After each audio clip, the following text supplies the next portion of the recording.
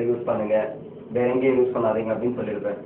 அதே will பார்த்தீங்கன்னா இங்க எங்க வேணா யூஸ் பண்ணலாம், ஐக்கு யூஸ் பண்ணலாம், ஜிக்கு யூஸ் பண்ணலாம், மற்ற சிங்குலர் பொருள் எல்லாத்துக்குமே என்ன will யூஸ் பண்ணலாம். அதான் இப்போ நான் will ப்ரிஃபர் பண்ணியிருக்கேன். சரி, next C future continuous tense. இன்னொரு 3 இருக்கு, அந்த முடிச்சிருக்கேன். இப்போ ஃபியூச்சர் கண்டினியூஸ் டென்ஸ் பார்க்கலாம். ஃபியூச்சர் கண்டினியூஸ் டென்ஸ் முன்னாடி நடத்தியது தான். இதுல you can ask 2 questions. ஒன்னு shall be யூஸ் பண்ணி, இன்னொன்னு will be யூஸ் பண்ணி. சரி, இப்போ shall be will be இது ரெண்டும் இங்கிலீஷ்ல எந்த சந்தர்ப்பத்துல யூஸ் பண்ணணும் அப்படின்றத பத்தி தான் இதை இருக்க போறேன். கவனிங்க, எப்ப யூஸ் பண்ணணும் shall be அல்லது will be எப்ப யூஸ் பண்ணணும்னா for the action that will be going on for some time in future. அதாவது என்ன அர்த்தம்னா எதிர்காலத்துல கொஞ்ச நேரத்துக்கு அல்லது கொஞ்ச காலத்துக்கு நடந்து கொண்டிருக்க போற நிகழ்ச்சியை முன்னாடியே சொல்லும் பொழுது இந்த shall be அல்லது will be யூஸ் பண்ணி சொல்லலாம்.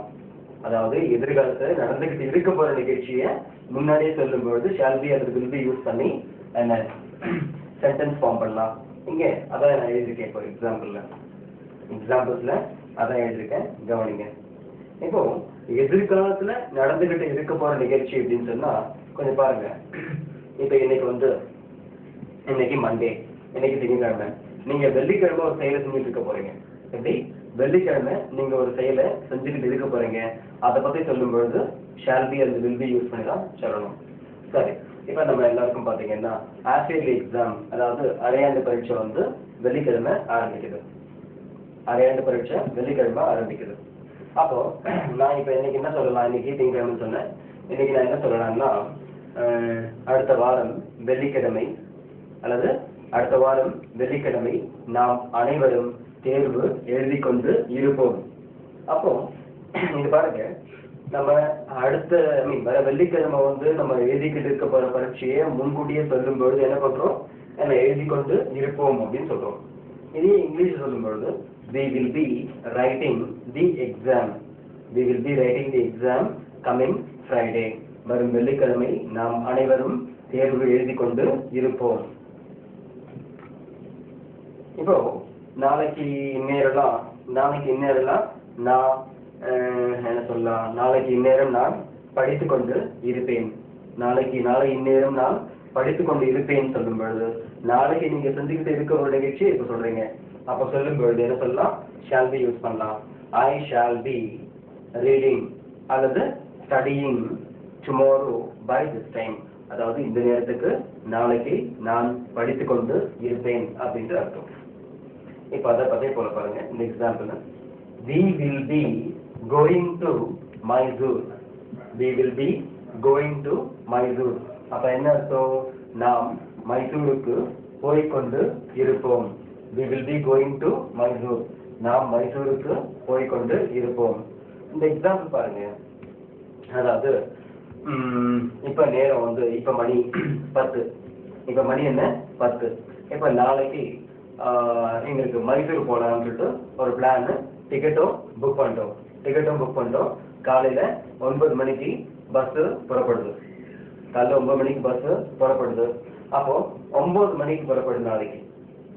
இப்போ நான் என்ன சொல்றேன், இப்போ பேசிட்டு இருக்க ஃப்ரெண்டு கிட்ட சொல்லுவேன் இந்த மாதிரி, அதாவது நாளைக்கு இந்நேரம் நான் மைசூர் போய்கொண்டு இருப்பேன், அல்லது நாளை இந்நேரம் நாங்கள் மைசூர் போய்கொண்டு இருப்போம். பாருங்க, we will be going to Mysore tomorrow. நாங்கள் நாளை மைசூருக்கு போய்கொண்டிருப்போம். மணி இப்ப 10 நாளைக்கு 9 மணிக்கு தான் பஸ் தரேன். 9 மணிக்கு பஸ் எடுத்தாங்க, 10 மணிக்கா நீங்க போயிட்டு இருப்பீங்க. 10 மணி இருக்கலாம், நாளைக்கு 10 மணிக்கா நீங்க என்ன பண்ணுவீங்க, பஸ்ல உட்காந்து போய்கிட்டு இருப்பீங்க. அது சொல்லும் பொழுது தான் சொல்லணும். சரி, இத பாருங்க.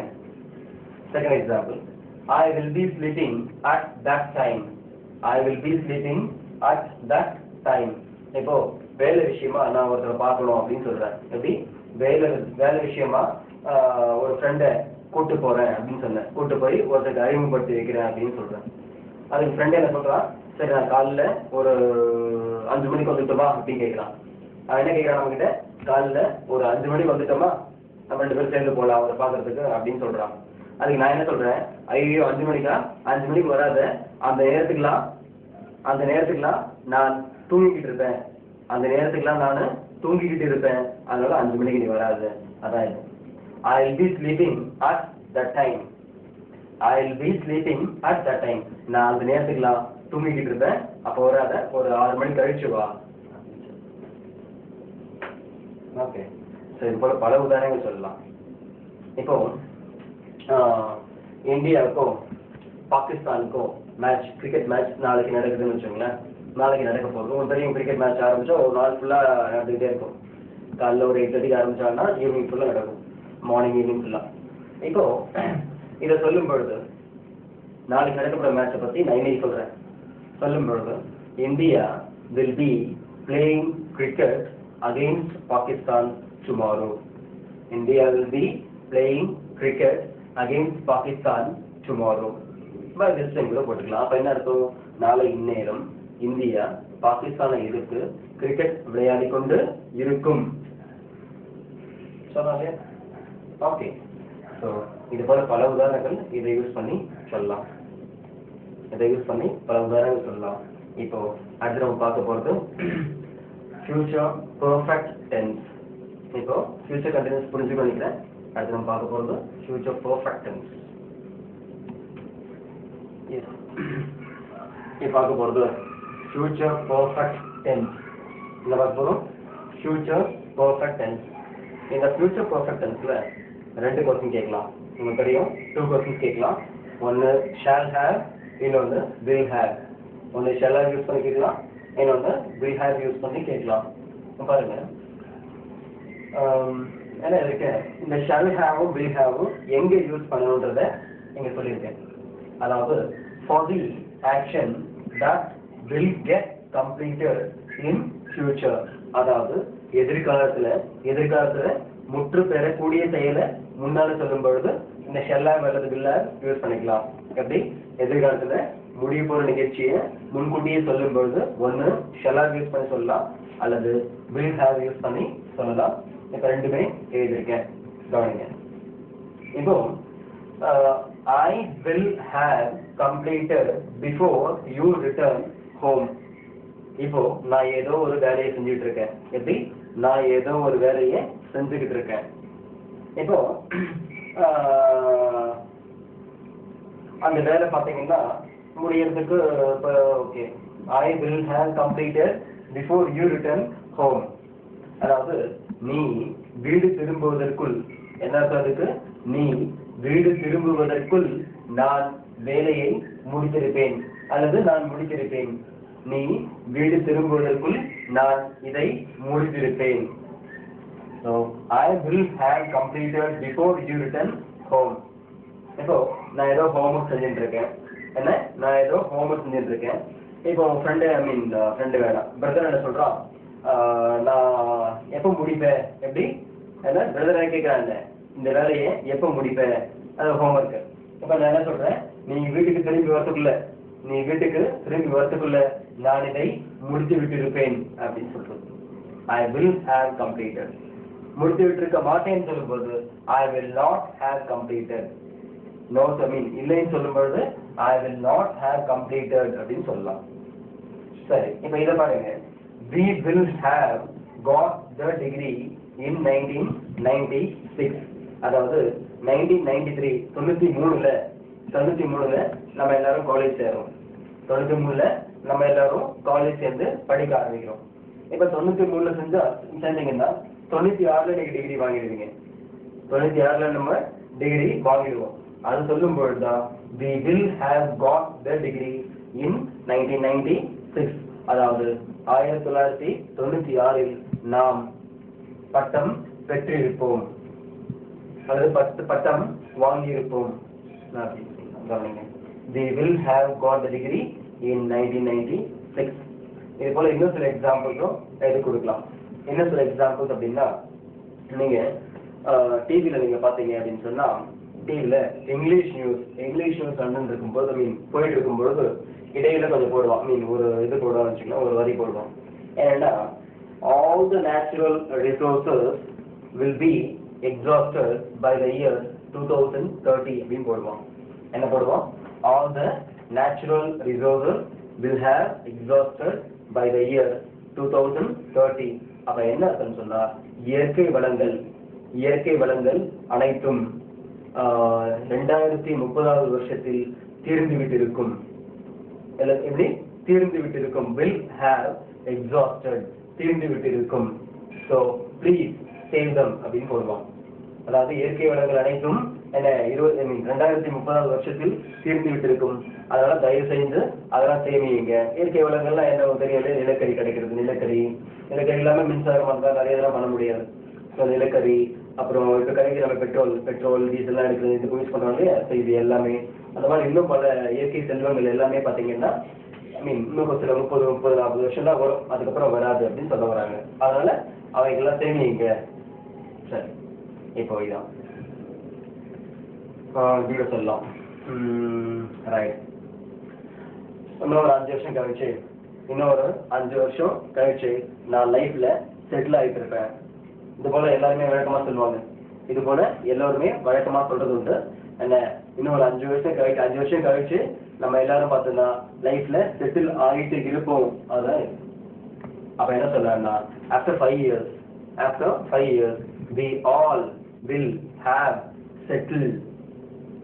We all will have settled அப்படின்னு சொல்லலாம். ஸோ இதெல்லாம் இப்போ எக்ஸாம்பிள்ஸ் நிறைய கொடுத்துட்டே போகலாம். இதெல்லாம் எக்ஸாம்பிள்ஸ் இதில் நிறைய கொடுத்துட்டே போகலாம். நான் இதோட இடத்துல அடுத்த பார்க்க போகிறது ஃபியூச்சர் பர்ஃபெக்ட் கண்டினியூஸ் டென்ஸ். இந்த ஃபியூச்சர் பர்ஃபெக்ட் கண்டினியூஸ் டென்ஸ் பார்த்தீங்கன்னா என்னென்ன இதில் யூஸ் பண்ணுவோம் அப்படின்னா, shall have been, will have been ரெண்டு யூஸ் பண்ணுவோம். என்ன, ஷால் ஹேவ் பீன் யூஸ் பண்ணுவோம், இன்னொன்று வில் ஹேவ் பீன் யூஸ் பண்ணுவோம். இதில் ஏறக்குறைய இது ரெண்டு பார்த்தலாம். ரெண்டுமே பார்த்தீங்கன்னா நம்ம பயன்படுத்தவே மாட்டோம் அப்படின்னு சொல்லலாம். இது ரெண்டுத்தையும் பார்த்தீங்கன்னா நம்ம ஏறக்குறைய பயன்படுத்தவே மாட்டோம், தட் இஸ் யூஸ் பண்ணவே மாட்டோம். அப்படி யூஸ் பண்ணா கூட எப்பாவது ஒரு very very rare to come across. Okay, so அதனால அதே சமயத்தில் நான் வேணாம்னு சொல்லுறேன், பட் தெரிஞ்சுக்கோங்க. அதே சமயத்தில் எப்போ யூஸ் பண்ணுறதையும் புரிஞ்சுக்குங்க. ஸோ நெக்ஸ்ட் அதான் எடுக்க போகிறேன். கவனிங்க, future perfect continuous tense. Future perfect continuous tense. Right, இப்போ இந்த ஃபியூச்சர் பர்ஃபெக்ட் கண்டினியூஸ் டென்ஸ்ல there are 2 questions. ஃபர்ஸ்ட் சொன்னேன் என்ன shall have been, will have been, அதை எங்கே யூஸ் பண்றது தான் பார்க்க போறோம். கவனிங்க, for the action that began in the past and continue up to some time in future. அதாவது இறந்த காலத்துல ஆரம்பிச்சோம், அப்படி இறந்த காலத்துல ஆரம்பிச்சு எதிர்காலத்திலயும் முடியாம நடந்துகிட்டே இருக்கும் அப்படின்னா அந்த செயலை shall have been, will have been use பண்ணி தான் சொல்லணும். எப்படி, இறந்த காலத்துல ஆரம்பிச்சு எதிர்காலத்திலயும் முடியாம நடந்துகிட்டே இருக்கும் இல்லையா, அந்த செயலுக்கு, அல்லது இறந்த காலத்துல ஆரம்பிச்சு எதிர்காலத்துல முற்று பெற போற செயலுக்கு அல்லது முடிய போற செயலுக்கு இந்த shall have been, will have been use பண்ணலாம். கவனிங்க. ஓகே, இங்க he will have been writing CA even after marriage. அப்ப என்ன அர்த்தம் அப்படின்னா, அவன் திருமணத்திற்கு பிறகும் CA எழுதிக் கொண்டே இருப்பான். அவன் திருமணத்திற்கு பிறகும் CA எழுதிக் கொண்டே இருப்பான் அப்படின்றது அந்த எக்ஸாம்பிள். அந்த CAன்றது ஒரு பரீட்சை. நீங்க இருக்கு இல்லையா, MA, MSc, MCom, MCA எல்லாம் இருக்கு இல்லையா, அதே போல CAன்றதும் ஒரு பரீட்சை. உங்களை சில பேருக்கு தெரிஞ்சுக்கலாம், பட் பல பேருக்கு தெரிஞ்சிருக்காது. இப்போ CA அப்படின்னு சொன்னா சார்ட்டர்ட் அக்கௌண்டன்ட் அப்படின்னு இருக்கும். இப்போ நான் ஒரு CA அப்படின்னு சொன்னா நான் ஒரு சார்ட்டர்ட் அக்கௌண்டன்ட் அப்படின்னு இருக்கும். சார்ட்டர்ட் அக்கௌண்டன்ட் சொல்லலாம் அல்லது ஆடிட்டர் அப்படின்னு சொல்லலாம். ஓகே, அந்த படிப்பு பத்தி நான் சொல்றேன். எப்படி அந்த CAன்ற சார்ட்டர்ட் அக்கௌண்டன்சின்னு இருக்கு, அதை நீங்க படிச்சு முடிச்சாதான் நீங்க ஆடிட்டர் ஆக முடியும். இப்போ he will have been writing CA even after marriage அப்படின்னா அவன் திருமணத்திற்கு பிறகும் சிஏ படித்துக் கொண்டே இருப்பான் அல்லது எழுதி கொண்டே இருப்பான் அப்படின்ற அர்த்தம் கொண்டிருக்கேன். அதே அடுத்தது பாருங்க, I will have been serving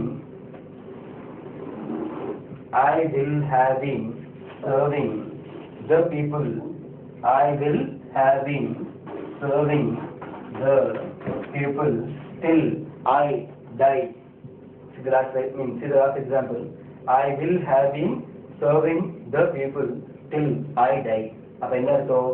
நான் இறக்கும் வரை மக்களுக்கு பணி செய்து கொண்டே இருப்பேன்.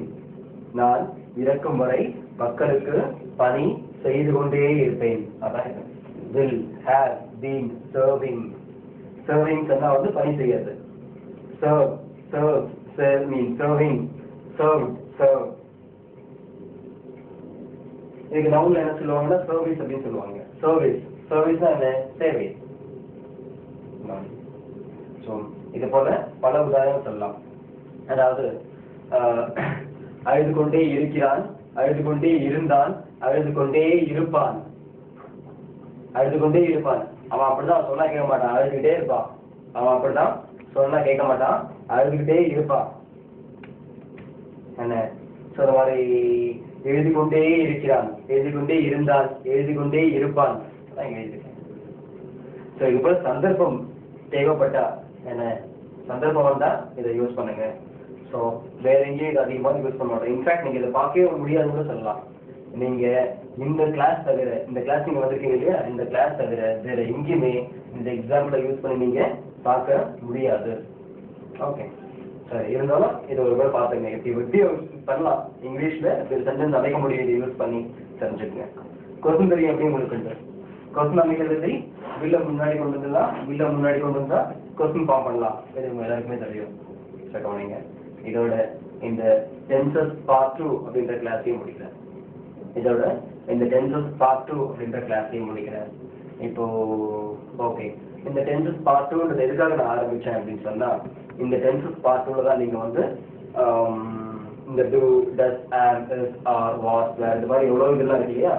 ஸோ இதெல்லாம் வந்து எந்தெந்த இடங்கள்ல யூஸ் பண்றது அல்லது எந்தெந்த சந்தர்ப்பங்கள்ல யூஸ் பண்றது அப்படின்றத பத்தி நான் உங்களுக்கு கிளாஸ் எடுத்தேன். ரொம்ப இம்பார்ட்டன்ட் அது. உங்களுக்கு பார்க்கறதுக்குன்னா வெறும் தியரி மாதிரி இருக்கும் பார்க்கறதுக்கு. பட் இருக்க விஷயங்கள் நீங்க படிச்சா ரொம்ப ரொம்ப யூஸ்ஃபுல்லா இருக்கும். இதே போலதான் எல்லா புக்ஸும் யூஸ் பண்ணியிருப்பான். எல்லாருமே இங்கிலீஷ் பேசுறது படிக்கிறது எல்லாமே பார்த்தீங்கன்னா இதை பேஸ் பண்ணி தான் படிக்கிறது. ஓகே, ஸோ பி கேர்ஃபுல், என்னை சின்சியரா படிங்க. இப்போ அடுத்து நம்ம நடத்த போகிறது ஒரு சின்ன பாடம். நடத்த போகிறது நம்ம சின்ன பாடம். ஆக்சுவலாக வந்து இது உங்களுக்கு தெரிஞ்சுக்கணும் அவசியம் கிடையாது. இப்போ நான் வீடியோ கூட பாருங்க இல்லையா, இந்த லெசன் வந்து உங்களுக்கு தெரிஞ்சுக்கணும் அப்படின்ற அவசியம் கிடையாது. பட் ஜஸ்ட் ஃபார் இன்ஃபர்மேஷன் தெரிஞ்சுக்கங்க. நான் ஒரு 10 minutes அவ்வளோதான், வேறு அதிகமாகிடாது. அதாவது சென்டென்ஸை பற்றி கிளாஸ் எடுக்க போகிறேன். அதாவது வாக்கியம் இருக்கு இல்லையா, இந்த வாக்கியம்ல எத்தனை வகைகள் இருக்கு, என்ன ஏதுன்னு ரஃபாக சொல்கிறேன். ஏன்னா இதை நான் சொன்னேன்னு வச்சுங்க, இதை நான் நடத்திட்டேன்னு வச்சுங்க, இதை நான் நடத்திட்டு இருந்தா உங்களுக்கு டைரக்ட் இன்டைரக்ட் இருக்கும்போது எனக்கு ரொம்ப யூஸ்ஃபுல்லாக இருக்கும், உங்களுக்கு ரொம்ப யூஸ்ஃபுல்லாக இருக்கும். பார்த்துருக்கேன். அடுத்ததான் எடுக்க போகிறேன் sentence.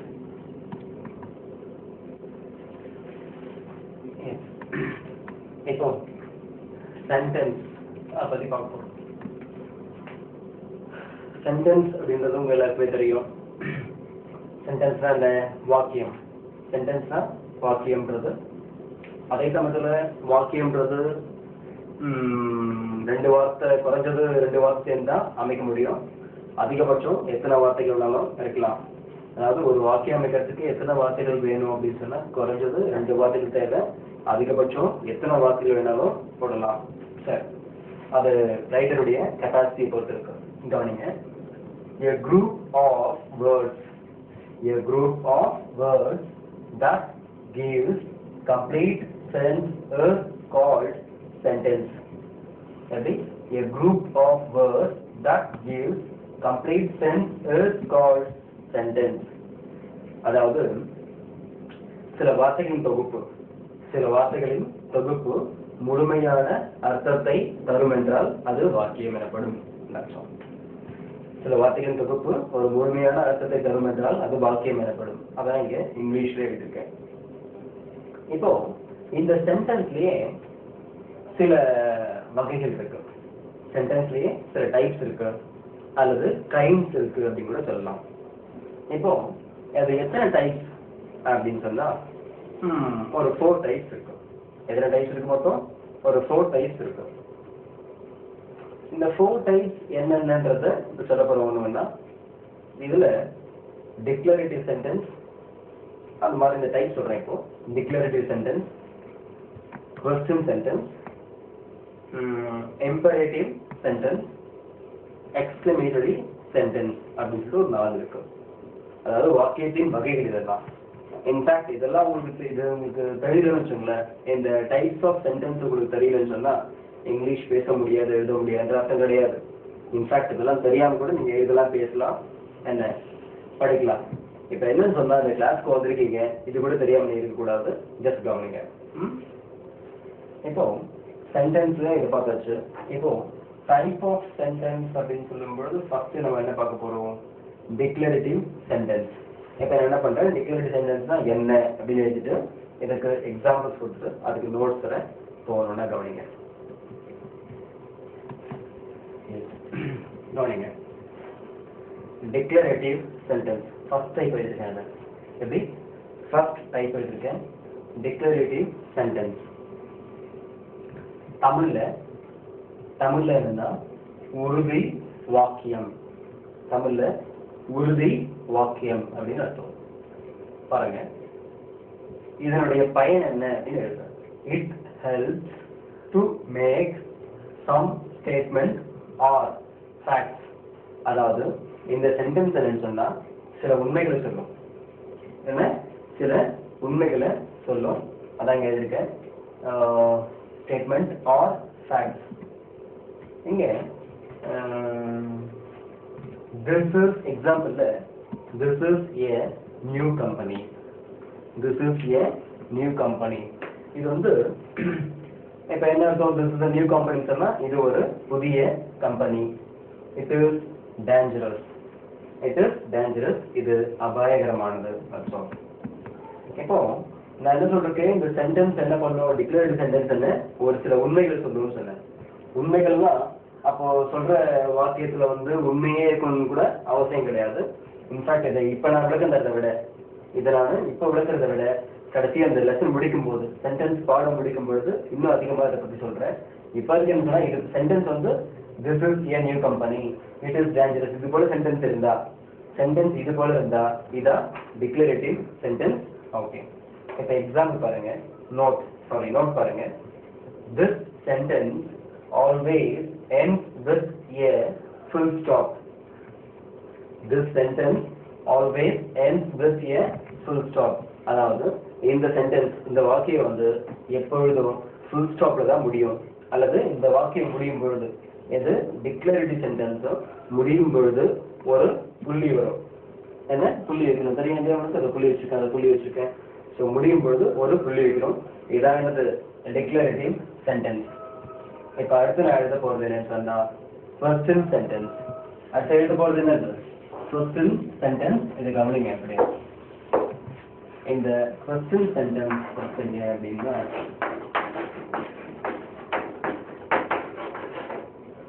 Question sentence to make question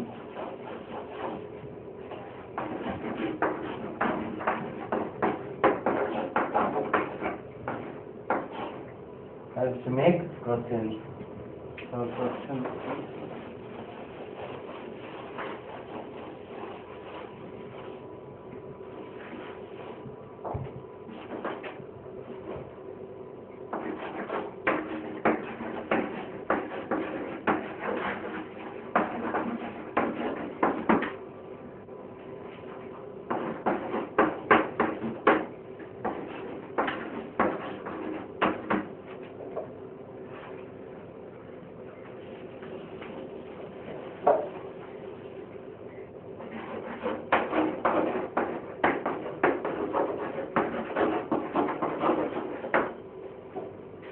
கவனிங்க.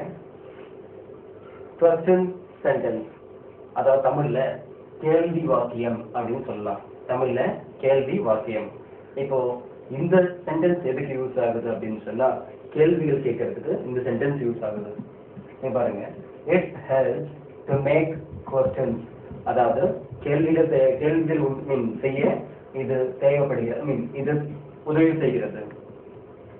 இங்க क्वेश्चंस எல்லாமே पर्सन சென்டென்ஸ் தான். இப்போ இது போல இதெல்லாம் இருக்கு, இதெல்லாம் என்ன கேள்வி வாக்கியம். அல்லது கேள்வி வாக்கியத்தை எப்படி கண்டுபிடிக்கிறதுனா, ஒரு வாக்கியம் முடியும் பொழுது கேள்விக்குறி இருந்தா, ஒரு வாக்கியத்துல முடியும் பொழுது கேள்விக்குறி இது போல இருந்ததுன்னா அது என்ன கேள்வி வாக்கியம் அப்படின்னு அர்த்தம். இங்க என்ன நோட் இருக்கு, note this sentence always ends with a question mark. என்ன இருக்கு, this sentence always ends with a question mark. அதாவது இந்த வாக்கியம் என்ன முடியும் பொழுது எப்பொழுதும் கேள்விக்குறியுடன் முடியும் அப்படின்னு இருக்கு. ஸோ இது போல கேள்விக்குறியில முடியல என்னது question sentence, அதாவது கேள்வி வாக்கியம். ஓகே, ஸோ அடுத்து நான் இப்போ சொல்ல போறது என்னன்னு சொன்னா imperative sentence. அடுத்து என்ன சொல்ல போறோம், இப்ப imperative sentence. அப்ப imperative தமிழ்ல என்ன, imperative தமிழ்ல கட்டளை வாக்கியம். imperative sentence என்ன, கட்டளை வாக்கியம் அப்படின்னு அர்த்தம். imperative sentence கட்டளை வாக்கியம் தமிழ்ல. it helps to make orders or requests.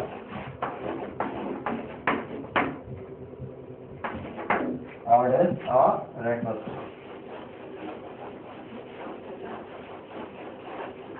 Orders or requests அப்படின்னு சொல்லும் பொழுது என்ன ஆர்டர்ஸ் சொல்லலாம், don't see, don't say, don't write.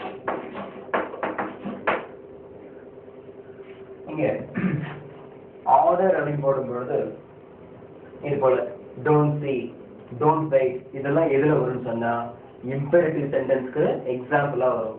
don't see அப்படின்னா பார்க்காதே, don't wait காத்திருக்காதே. அதே request பணிவா கேட்கும் பொழுது என்ன, பணிவா கேட்கும் பொழுது please help me அப்படின்னு போட்டுக்கலாம். என்ன போடலாம், please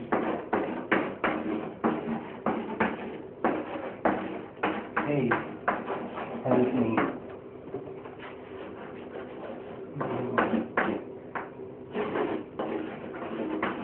Please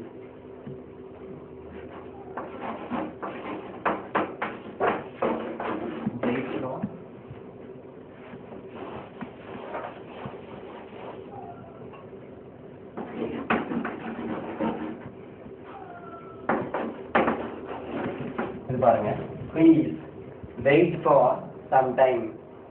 இது பாருங்க, இதுவும் என்னன்னு சொன்னா இதுவும் கட்டளை வாக்கியம் தான்.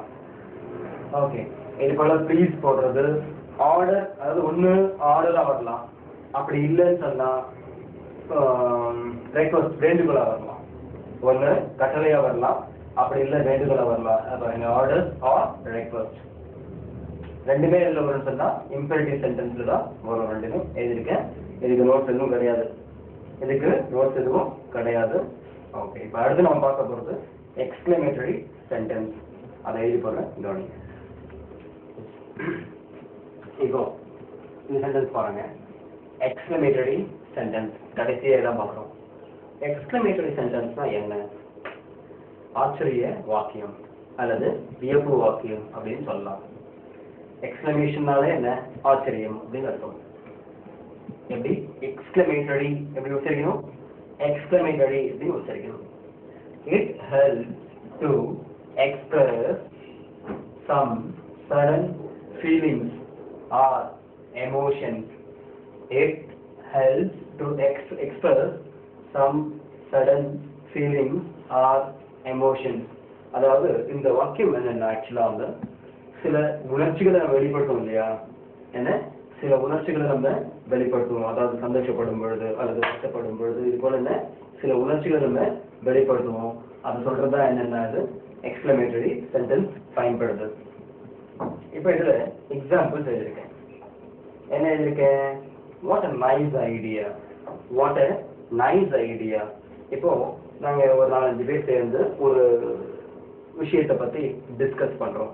அப்போ அதுல ஒருத்தர் அருமையான யோசனை ஒன்று சொல்றாரு, ஒருத்தர் அருமையான யோசனை ஒன்று சொல்றாரு. உடனே நான் அதை கேட்டுட்டு என்ன சொல்வேன், வாட் அ நைஸ் ஐடியா, என்ன ஒரு அருமையான ஐடியா, என்ன ஒரு அருமையான idea, what a nice idea. So அதான் அப்ப இது போல நான் ஆச்சரியத்தை வெளிப்படுத்தும் பொழுது இந்த வாட் அ நைஸ் ஐடியான்னு சென்டென்ஸ் முடியுது இல்லையா, முடியும் பொழுது இது போல ஆச்சரியக்குறி போடணும். முடியும் பொழுது இது போல ஒரு ஆச்சரியக்குறி போடணும். That's all. இதுக்கு பேர் தான் எக்ஸ்கிளமேட்டரி மார்க் அப்படின்னு பேர் இருக்கு. சரி, இது போல எல்லா வாக்கியத்து பக்கத்துலயும் அதை போடணும். அதுவும் ஆச்சரிய வாக்கியமா இருந்தா, அதாவது எக்ஸ்கிளமேட்டரி சென்டென்ஸ் முடியும் பொழுதெல்லாம் எக்ஸ்கிளமேட்டரி மார்க் பண்ணணும். ஒரு லைன் போட்டு ஒரு கீழே புள்ளி வைக்கணும். அடுத்து பாத்தீங்கன்னா how beautiful it is, how beautiful it is. அதாவது பிருந்தாவன் கார்டன் நான் பார்த்ததே கிடையாது, பிருந்தாவன் கார்டன் நான் பார்த்ததே கிடையாது. அங்கிள் என்ன கூட்டு போறாருன்னு வச்சுப்பேன், கூட்டு போறாரு. அங்க பார்த்தேன்னா ஹவு பியூட்டிஃபுல் இட் இஸ், நான் பார்த்தது நான் முதல் முறையா பார்க்கறேன் இல்லையா, ஹவு பியூட்டிஃபுல் இட் இஸ் அப்படின்னு. எவ்வளோ அருமையா இருக்கு, என்ன எவ்வளோ அருமையா இருக்கு, ஹவு பியூட்டிஃபுல் இட் இஸ் அப்படின்னு சொல்லிட்டு. நீங்க பாருங்க நோட்ல, note it always ends with exclamatory mark, it always ends with exclamatory mark. இப்போ இந்த இந்த சென்டென்ஸ் பாத்தீங்கன்னா முடியும் பொழுது, இந்த சென்டென்ஸ் முடியும் பொழுது எதுல முடியணும், ஆச்சரியக்குறியில முடியணும் அப்படின்றத இங்க நான் நோட்ல எழுதியிருக்கேன். நோட்ல எனக்கு குறிப்பு அப்படின்னு பாருங்க. இதற்கு எத்தனை சென்டென்ஸ் பார்த்துருக்கீங்க அப்படின்னா 4 types ஆஃப் சென்டென்ஸ் பார்த்துருக்கீங்க. இங்கிலீஷ்ல அவ்வளவுதான். அதாவது declarative sentence, question sentence, imperative sentence, exclamatory sentence, மொத்தம் 4 வகைப்படும். இதுல டிக்ளரேட்டிவ் சென்டென்ஸ் முடியும் பொழுது, ஓகே, டிக்ளரேட்டிவ் சென்டென்ஸுடைய வேலை என்னன்னு சொன்னா சில உண்மைகளை சொல்லும் அப்படின்னு சொன்னேன். அதே சமயத்துல அதுல நோட் அப்படின்னு கொடுத்து அது என்ன சொல்லிருக்கு உங்களுக்கு, இந்த வாக்கியம் அதாவது டிக்ளரேட்டிவ் சென்டென்ஸ் முடியும் பொழுது ஒரு ஃபுல் ஸ்டாப் வரும் அப்படின்னு சொன்னேன். செகண்ட் பாத்தீங்கன்னா கொஸ்டின் சென்டென்ஸ். இந்த கொஸ்டின் சென்டென்ஸ்ன்றது என்னன்னா கேள்வி கேட்கறதுக்கு மட்டும்தான் பயன்படும். கொஸ்டின் சென்டென்ஸ் என்ன, கேள்வி கேட்க மட்டும்தான் பயன்படும். அதே சமயத்துல இந்த சென்டென்ஸ் முடியும் பொழுதுலாம் கேள்விக்குறியோட முடியும் அப்படின்னு சொல்லி. அடுத்து தேர்ட் என்ன பார்த்தோம்னு சொன்னா இம்பெரேட்டிவ் சென்டென்ஸ். தேர்ட் என்ன பார்த்தோம், இம்பெரேட்டிவ் சென்டென்ஸ், அதாவது கட்டளை வாக்கியம். அதாவது கட்டளை வாக்கியம் இதுல பாத்தீங்க அப்படின்னு சொன்னா இந்த வாக்கியம் எதுக்கு பயன்படுது அப்படின்னு பாத்தீங்கன்னா கட்டளை போடுறதுக்கு, அப்படி இல்லைன்னு சொன்னா வேண்டுகோள் விடுப்பதற்கு. எல்லாத்துக்கும் நம்ம என்ன யூஸ் பண்ணலாம், இம்பெரேட்டிவ் சென்டென்ஸ் யூஸ் பண்ணலாம். அதுக்கு நோட் நான் எதுவும் தரல, ஏன்னா கிடையாது. அடுத்து இதுல பாத்தீங்கன்னா எக்ஸ்கிளமேட்டரி சென்டென்ஸ், அதாவது வியப்பு வாக்கியம். இதுல இந்த வியப்பு வாக்கியம் எதுக்கு பயன்படுதுன்னு சொன்னா நம்ம மனுஷனுடைய உணர்ச்சிகளை வெளிப்படுத்தும் பொழுது இது போல வாக்கியமா யூஸ் பண்ணுவோம். What a nice idea, have beautiful it is, இது போல. ஸோ இந்த வாக்கியங்கள் அதாவது எக்ஸ்கிளமேட்டரி சென்டென்ஸ் முடியும் பொழுது எல்லாமே பாத்தீங்கன்னா எக்ஸ்கிளமேட்டரி மார்க்கோட முடியும். அது எப்படி இருக்குன்றதையும் காமிச்ச நோட்லையும் கொடுத்துருக்கேன். சரி, இப்போ நான் ஃபர்ஸ்ட் சொன்னவங்களுக்கு டிக்ளரேட்டிவ் சென்டென்ஸ் நடத்தும் பொழுது இதை பத்தி இன்னும் சில விஷயங்கள் சொல்றேன் அப்படின்ட்டு. இப்போ இங்கிலீஷ்ல நம்ம எழுதுறோம், பேசுறோம், படிக்கிறோம். இந்த மூணுத்துலயும் பாத்தீங்கன்னா எந்த சென்டென்ஸ் அதிகமா யூஸ் ஆகுது, எந்த சென்டென்ஸ் அதிகமா நமக்கு பயன்படுது அப்படின்னு சொன்னா ஃபர்ஸ்ட் பாத்தீங்க தெரியுமா, டிக்ளரேட்டிவ் சென்டென்ஸ். அதான் அதிகமா நம்ம யூஸ் பண்றோம், அதான் நம்ம அதிகமா யூஸ் பண்றோம். அதுக்கு அடுத்து வர question sentence, imperative sentence, exclamatory சென்டென்ஸ்லாம் எப்பொழுதாவது ஒரு மாதிரி தான் யூஸ் பண்ணுவோம், அடிக்கடி யூஸ் பண்ண மாட்டோம். இப்போ நீங்களே கொஞ்சம் யோசிச்சு பாருங்களேன், நம்ம பேசும் பொழுது, எழுதும் பொழுது அல்லது படிக்கும் பொழுது எந்த வாக்கியத்தை அதிகமா பயன்படுத்துறோம். நீங்க கொஞ்சம் யோசிச்சு பாருங்க. இப்போ நேற்றைய விஷயத்துக்கு இப்போ பாருங்க, ஃபார் எக்ஸாம்பிளுக்கு நேற்றைக்கு நீங்க என்னென்ன பேசுனீங்க, எழுதுனீங்க, படிச்சீங்க, அதை மட்டும் கொஞ்சம் யோசிச்சு பாருங்க. இதுல எக்ஸ்கிளமேட்டரி சென்டென்ஸ் நீங்க அதிகமா பேசியிருப்பீங்களா பாருங்க. அதாவது நேற்று நீங்க பேசின ஃபுல்லா கொஞ்சம் நினைச்சு பாருங்க, என்ன எது அதிகமா பயன்படுத்திருப்பீங்க. அதாவது ஆச்சரிய வாக்கியம் அதிகமா பயன்படுத்திருப்பீங்களா, அப்படி இல்லைன்னா வினா வாக்கியம் அதிகமா பயன்படுத்திருப்பீங்களா, அப்படி இல்லைன்னு சொன்னா கட்டளைகள் அதிகமா போட்டிருப்பீங்களா. எது அதிகம் சொன்னா இந்த மூணுத்தை காட்டிலும் நீங்க அதிகமா பேசுனது என்னன்னு சொன்னா டிக்ளரேட்டிவ் சென்டென்ஸா தான் இருக்கும். இப்போ நடைமுறையிலே பார்த்தீங்கன்னா அதான் அதிகமாக இருக்கும். இப்போ 100 வாக்கியங்கள் இருக்கு. 100 வாக்கியங்கள் பேசணும்னா இந்த 100 வாக்கியங்கள்ல ஏறக்குறைய 95 சென்டென்ஸ் பார்த்தீங்கன்னா 95 வாக்கியங்கள் பார்த்தீங்க அப்படின்னு சொன்னா டிக்ளரேட்டிவ் சென்டென்ஸா இருக்கும். ஒரு 3 வாக்கியம் பார்த்தீங்கன்னு சொன்னா கொஸ்டினா இருக்கும், கேள்வி கேட்குற மாதிரி இருக்கும். ஒரு வாக்கியம் பார்த்தீங்க அப்படின்னா கட்டளை வாக்கியமா இருக்கும். இன்னொரு வாக்கியம் பார்த்தீங்கன்னா எக்ஸ்கிளமேட்டரி சென்டென்ஸ், அதாவது வியப்பு வாக்கியமா இருக்கும். இதை நம்ம எது அதிகமாக பயன்படுத்துறோம்னு சொன்னா டிக்ளரேட்டிவ் சென்டென்ஸ் தான் அதிகமாக பயன்படுத்துறோம். ஃபார் எக்ஸாம்பிள் நியூஸ் பேப்பர் நீங்க எடுத்துங்க. நியூஸ் பேப்பர் எந்த பேப்பர்? இந்தியன் எக்ஸ்பிரஸ் இருக்கு, இந்தியன் எக்ஸ்பிரஸ் இருக்கு, ஹிந்து இருக்கு, டைம்ஸ் ஆஃப் இந்தியா இருக்குது, எக்கனாமிக் டைம்ஸ் இருக்கு, ஃபினான்ஷியல் எக்ஸ்பிரஸ் இருக்கு, பிசினஸ் எக்ஸ்பிரஸ் இருக்கு, ஹிந்துஸ்தான் டைம்ஸ் இருக்கு. Take any paper. ஸோ எந்த பேப்பரை நீங்க எடுத்து பார்த்தாலும் எது அதிகமா இருக்கும் கொஞ்சம் யோசிச்சு பாருங்க. பேப்பர்ல எங்கேயாவது ஆச்சரிய வாக்கியம் வருமா? வராது. பேப்பர்ல எங்கேயாவது கேள்வி வாக்கியம் அங்க ஏன் கேள்வி வரப்போகுது யோசிச்சு பாருங்க. அங்க ஏன் கேள்வி வாக்கியம் வரப்போகுது? வராது. ஸோ அதுவும் வராது. அப்போ ஏன் கட்டளை வாக்கியம் வரப்போகுது? Don't see, don't fight, don't come, don't talk, இதெல்லாம் ஏன் அதில் வரப்போகுது பேப்பர்ல? அதுவும் வராது. அப்போ மிச்சம் இருக்கிறது எல்லாமே என்னன்னு சொன்னா டிக்ளரேட்டிவ் சென்டென்ஸ் தான். மிச்சம் இருக்கிறது எல்லாமே என்ன? டிக்ளரேட்டிவ் சென்டென்ஸ் தான். இன்னொரு உதாரணம் சொல்லலாம். உங்க டெக்ஸ்ட் புக், உங்க பாட புத்தகத்தை எடுத்துங்க. உங்க பாட புத்தகத்தை டெக்ஸ்ட் புக்கை நீங்க எடுத்து பார்த்தீங்க அப்படின்னு சொன்னா ஒரு லெசன் பார்ட்னர்ஷிப் அப்படின்னு ஒரு லெசன் எடுத்துங்க, இல்ல கம்பெனிஸ் அப்படின்னு ஒரு லெசன் எடுத்துங்க. இப்ப கம்பெனிஸ் அப்படின்னு ஒரு லெசன் எடுத்தீங்கன்னா அந்த கம்பெனிஸ் லெசன்ல பாத்தீங்கன்னா அந்த பாடம் மட்டுமே ஏறக்குறைய ஒரு 40 பக்கம் வரும், அல்லது 20 பக்கங்கள் வரும். என்ன? அந்த பாடம் மட்டுமே 20 பக்கங்கள் வரும். அது முடிஞ்ச பிறகு பாத்தீங்கன்னு சொன்னா ஃபுல்லா கேள்விகள். அந்த கேள்விகள் பாத்தீங்கன்னா ஒரு பக்கம் தான் இருக்கும். 20 பக்கங்கள் பாடமே இருக்கும், ஒரே ஒரு பக்கம் மட்டும் பாத்தீங்கன்னா கேள்விகள் இருக்கும். அப்ப அந்த கேள்விகள் எல்லாமே என்னன்னு சொன்னா கொஸ்டின் சென்டென்ஸ். அப்ப இதுல இருந்து என்ன தெரியுதுன்னா கொஞ்சம் யோசிச்சு பாருங்க. டெக்ஸ்ட் புக்ல உங்க பாட புத்தகத்துல என்ன ஏன் கட்டளை ஏன் வரப்போகுது? வராது. ஆச்சரிய வாக்கியம் எக்ஸ்கிளமேட்டரி சென்டென்ஸ் ஏன் வரப்போகுது? வரலாம், எங்காவது ஒரு இடத்துல வரும். பட் அதிகமா எது வரும்னு சொன்னா டிக்ளரேட்டிவ் சென்டென்ஸ் தான். அதிகமா எது வரும்? டிக்ளரேட்டிவ் சென்டென்ஸ் தான். இதெல்லாம் நிறைய எக்ஸாம்பிள் நீங்க பேசும்போது கூட பாருங்களேன். நம்ம பேசும்போது கூட அதிகம் என்ன நீ அவனை என்ன ஒண்ணுமே இல்லைன்னு இது சொல்லலாம். இது சொல்றத விட நீங்க ஒரு கேள்வி கேட்குறீங்கப்பா, ஊட்டிக்கு போயிட்டு வந்தீங்க, ஒரே ஒரு கேள்வி கேட்குறாங்க. நீங்க ஊட்டிக்கு போயிட்டு வந்தீங்க, அந்த டூர் எப்படி இருந்தது? ஊட்டிக்கு போனல டூரு எப்படி இருந்தது? நீங்க இந்த ஒரு கேள்வி தானே கேட்குறீங்க. இந்த ஒரு கேள்வி கேட்டா அவன் சொல்ற பதில் பாத்தீங்கன்னா நிறைய பதில் சொல்லுவான். நாங்க என்ன இங்க இருந்து 8:30 மணிக்கு புறப்பட்டோமா, புறப்பட்டு பஸ் ஸ்டாண்டுக்கு போனோம், பஸ் ஸ்டாண்ட்ல பஸ் கிடைக்கல, உடனே ஒரு டாக்ஸி பேசணும், டாக்ஸிக்காரன் நம்ம ரேட்டுக்கு ஒத்து வரல, உடனே ஒரு ட்ரெயின் பிடிச்சோம், ட்ரெயின் பிடிச்சோன்னா உடனே ட்ரெயினுக்கு டிக்கெட் புக் பண்ணோம், அந்த டிக்கெட்டும் ஃபுல் ஆயிடுச்சு.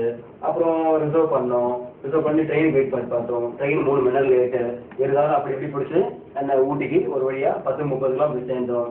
10 மணிக்கு போனோம்னா லாட்ஜ் எவ்வளோ தரமானு சொல்லிட்டான். எல்லாம் இப்போ ட்ரெயினில் ரயில்வே ஸ்டேஷன்லேயே அன்னைக்கு நைட் ஃபுல்லாக பட்டோம். ஒரே குளிர் தாங்க முடியல, இங்கே நாங்களும் பெட்ஷீட் போல. இது போல அவன் பேச ஆரம்பிச்சா பேசிட்டே போவான். அப்போ அவன் பேசுறது எல்லாமே என்னன்னா டிக்ளரேட்டிவ் சென்டென்ஸ் தான். அவன் பேசுறது எல்லாமே என்ன டிக்ளரேட்டிங்கன்னா ஒரே ஒரு கேள்வி கேட்டீங்க அவங்ககிட்ட, ஊட்டிக்கு போனீங்க, ட்ரிப்பு எப்படி இருந்தது அப்படின்னு கேட்டு அதுக்கு அவன் என்னென்ன சொல்றான் பார்த்தீங்களா, அது எல்லாமே என்னன்னா டிக்ளரேட்டிவ் சென்டென்ஸ் தான். சரி, நான் கூட என்ன சொல்ல வரேன்னு சொன்னா இப்போ உங்களுக்கு வழக்கத்துல நம்ம அதிகமா பயன்படுத்துறது டிக்ளரேட்டிவ் சென்டென்ஸ் தான். கேள்விகள் கேட்கறது ரொம்ப குறைச்சல், கட்டளை அதாவது இம்பரேட்டிவ் சென்டென்ஸ் அதுவும் ரொம்ப குறைச்சல். அடுத்தது இந்த எக்ஸ்கிளமேட்டரி சென்டென்ஸ் இருக்கு இல்லையா, இதுவும் ரொம்ப குறைச்சல். நம்ம இங்கிலீஷ்ல எந்த லாங்குவேஜ் எடுத்தாலும் இப்படிதான். இது இங்கிலீஷ்ல இல்லை, டேக் எனி லாங்குவேஜ், எந்த லாங்குவேஜ் எடுத்தாலும் எல்லா லாங்குவேஜ்லயும் என்ன டிக்ளரேட்டிவ் சென்டென்ஸ் தான் அதிகம். நான் முதல்ல சொன்ன போல இது உங்களை யாரும் கேட்க போறது இல்லை. இங்கிலீஷ்ல பேசினே இருக்கீங்க, I just can't help you அப்படின்னு சொல்லுவாங்க. ஏதோ பேசிட்டு இருக்கீங்க, ஐ ஜஸ்ட் கான்ட் ஹெல்ப் யூன்னு சொல்றீங்க இப்படி ஒரு வாக்கியம் இல்லைங்களா. இந்த நீங்க பேசுற இங்கிலீஷ் பேசுற ஒருத்தர் கேட்டுட்டு இங்க வாப்பா, இது என்ன சென்டென்ஸ் தெரியுமா உனக்கு, இது டிக்ளரேட்டிவா இம்பரேட்டிவா கொஸ்டினா சொல்லு பார்க்கலாம், இல்லைன்னா அவனை விட மாட்டான் அப்படின்னு யாரும் பேச போது கிடையாது. என்ன ஜஸ்ட் இன்ஃபர்மேஷன் என்ன தெரிஞ்சுக்குங்க போதும். இது தெரியலாம் உங்களுக்கு இங்கிலீஷ் பேச ஐயோ இது தெரியல, நான் சென்டென்ஸ்ன்ற பாடமே நான் படிக்கல, சார் சொல்லி கொடுத்தாரு நான் படிக்கல, அதனால தான் எனக்கு இங்கிலீஷ் பேச வரல, இதெல்லாம் படிக்க வரலன்னு கிடையாது. அதுக்கு சில சாப்டர்லாம் இருக்கு, அந்த சாப்டர்லாம் நீங்க படிக்கணும்னு வச்சுங்களேன், நானே சொல்றேன் கிளாஸ் முடியறதுக்குள்ள நானே சொல்றேன் ஒரு சில சாப்டர்லாம் இருக்கு அதெல்லாம் நீங்க படிக்கலாம்னு சொல்ல உண்மையிலேயே உங்களால உங்களுக்கு வந்து பேச வராது இது வராது படிக்க வராது அது நான் சொல்றேன் என்னென்ன பாடம்னு சொல்லிட்டு நீங்க இதை எல்லாத்தையும் கூட படிக்கலாம் கூட நீங்க இது வரைக்கும் பாத்தீங்கன்னா ஏறக்குறைய நிறைய பாடங்கள் முடிச்சிருக்கோம் இது வரைக்கும் எப்படியும் ஒரு 50 லெசன்ஸ் கிட்டத்தட்ட முடிச்சிருக்கேன் இந்த 15 லெசன்ஸ்ல நீங்க எது படிக்கிறீங்க நான் குறிப்பிட்ட சில லெசன் கொடுப்பேன் அதை மட்டுமா படிங்க எல்லாமே படிச்சா நல்ல பலன் உண்டு இல்ல முடியாத டைம் இல்லை அப்படி இப்படின்னீங்கன்னா நானே சொல்றேன் இது வரைக்கும் படிக்கணும் அது வரைக்கும் படிங்க ஓகே ஸோ இதோட இது நடத்துறதுக்கு வேற எதுவும் இல்லை இது வந்து சென்டென்ஸ் என்ற பாடமே ரொம்ப சின்னது okay so that's all with this will see the next point அநேகமாக அடுத்த பாடம் நடத்துறதுக்கு இப்போ நேரம் இருக்காதுன்னு நினைக்கிறேன் ஏன்னா நெக்ஸ்ட் லெசன் எடுத்துறதுக்கு இப்போ நேரம் இருக்காதுன்னு நினைக்கிறேன் இருந்ததுன்னு சொன்னால் ஓகே ரைட் அநேகமாக ஓகே அடுத்த லெசன் இப்போ போக முடியாது அடுத்த லெசன் போனாலும் அது பாதியில் தான் நிறுத்தணும் இப்போ நான் இன்னும் சில இதே இங்கிலீஷ்க்கு இன்னும் சில இல்லை சில முக்கியமான பாயிண்ட் சொல்கிறேன் அநேகமாக உங்களுக்கு இந்த சந்தேகம்லாம் ரைஸ் ஆகும் அதுக்கு நான் விளக்க தரேன் அதை கவனிங்க அநேகமாக அடுத்த அந்த சொன்னாலே சில பாயிண்ட்ஸ் தான் அது இப்போ பார்க்க முடியாதுன்னு நினைக்கிறேன் என்ன ஆக்சுவலி வெரி சாரி என்ன எடுக்க முடியாது இந்த பாயிண்ட்டையும் கிளாஸையும் நியூ சாப்டர் சொன்னேன் இல்லையா அந்த சாப்டரையும் சேர்த்து நான் நாளைக்கு எடுக்கிறேன் நாளைக்கு கிளாஸ் நம்ம பார்க்க போகிற பாடம் என்னன்னு சொன்னால் ப்ரிஃபிக்ஸ் அண்ட் சஃபிக்ஸ் நாளைக்கு கிளாஸில் நம்ம பார்க்க போகிறது என்ன ப்ரிஃபிக்ஸ் அண்ட் சஃபிக்ஸ் அதை பற்றி நாளைக்கு கிளாஸ் எடுக்கிறேன் என்ன சாரி இன்னைக்கு எடுக்கிறேன்னு சொன்னேன் அந்த பாயிண்ட்ஸ் எடுத்து நாளைக்கு எடுத்துறேன் அதாவது வாட்ச் இல்லை என்கிட்ட அதனால டைம் பார்க்க முடியல என்னால் right so will see you tomorrow. Thank you very much.